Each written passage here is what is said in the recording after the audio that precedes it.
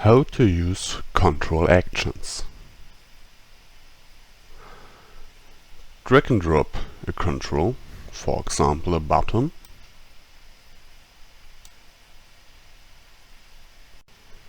and navigate under the properties to the tab Actions.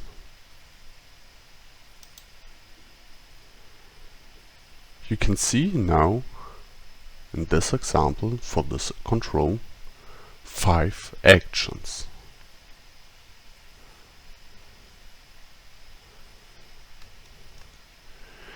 We want that something will happen on the click event if we click the button. A little window will open with Edit Action function for the control. Hit the plus button to add a new action.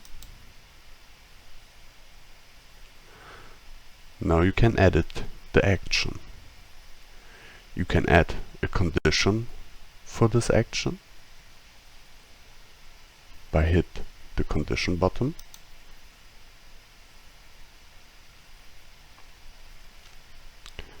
And you can choose a command. For example, set variable. Then we need to choose our variable and the value, for example 5. If you're done, hit the save button.